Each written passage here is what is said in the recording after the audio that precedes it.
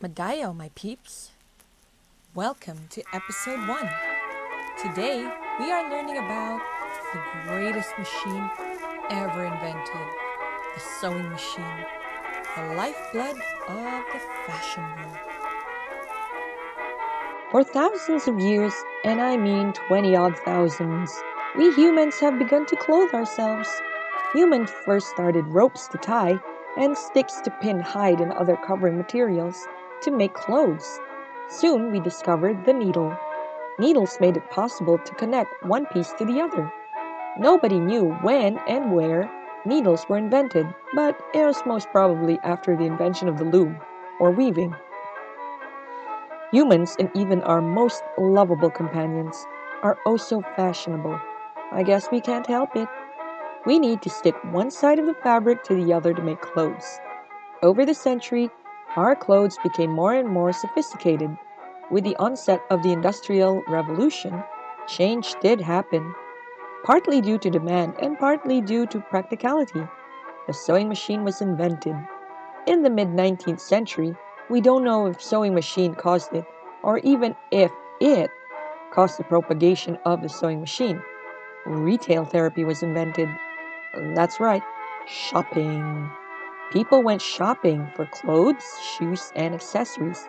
They became ready to wear. But if you want that video, drop me a comment. I might make an unmasking video about shopping. Now, the first patent for sewing machine actually appeared in 1790 by a man named Thomas Saint. The machine used a hand crank. Stated in the patent was the use of the machine. It sewed leather and canvas together. Nobody knew if this patent had a prototype. In 1830, Barthélemy Thimonier invented a functioning sewing machine. Barthélemy was a French tailor. His early sewing machine had a hooked needle that created a chain stitch to sew fabric. Successful, he created uniform for the French army. That's right, he had his own little factory with lots of these little sewing machines that he invented. Sadly, rival French tailors got threatened and burned down his factory with him along it. There were many versions over the years. In 1810, Balthasar Krems invented his own version, but he didn't patent it. In 1814, Austrian tailor Joseph Mattersperger had his own version of a patented machine. But in 1851, Isaac Merritt Singer developed a version with foot pedals. This became the basic design of what we knew today. Singer's machine targeted women, thus his machines became more ornate and stylish. Ooh, I love stylish.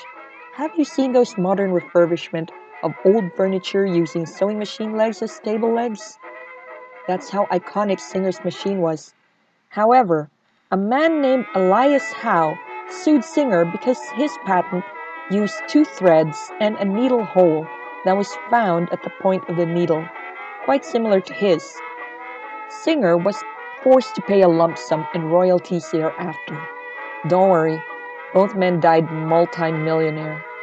Years after this drama, Singer stayed strong, and his machines were found not just in factories, but all over the world, in every household.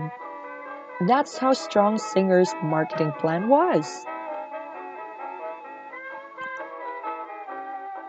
In 1874, a man named William Newton Wilson produced a machine based on Thomas Saint's designs. But wait, didn't Thomas Saint already invent the sewing machine? Actually, it was only a design. It was Wilson who actually turned it into a working machine. Wilson was the son of a successful cotton spinner and mill owner, whose name was also William Wilson. But William Newton Wilson instead opened a small engineering company. Perhaps it was his father's work who inspired him. He was able to produce a working sewing machine with Saint's hand-drawn patent. Some years later, American Charles Judkin bought the UK rights to produce and sell Singer sewing machines to England. However, he failed to find someone to produce the machines. Seeing that Wilson had a simple working machine, they approached him and struck a deal. Wilson's shop became the producers of the UK sewing machines.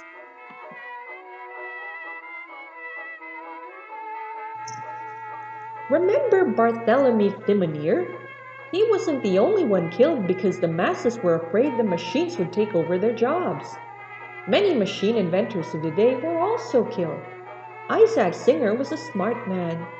He marketed his Singer sewing machines to women. Back in those days, daughters and wives made and mended the family's clothes. It was just part of daily house chores. They even had a small hand crank machine just to do the mending. They called it the boudoir machine. It was so small and compact, it fit inside their boudoir. Singer built its empire one household at a time before turning their machines over to factory work.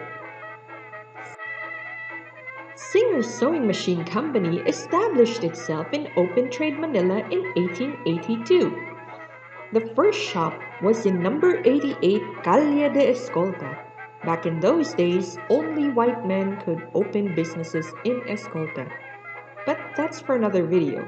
Anyways, by 1912, there were 300 distributor centers in the Philippines alone. It was estimated that at that time, there were 250,000 machines in the country. Even I have one from my grandma. In 1892, during the Chicago World Expo, Singer wanted to show that the world was stitched together by Singer sewing machines. They produced a set of postcards featuring different nationalities using Singer sewing machines. Was Singer right? Are we connected by the stitches of a sewing machine? You tell me. I hope you like this video. Please like and share my content. Don't forget to follow my channel and of course my other social media channels. I'll put a link to the description down below. Bye!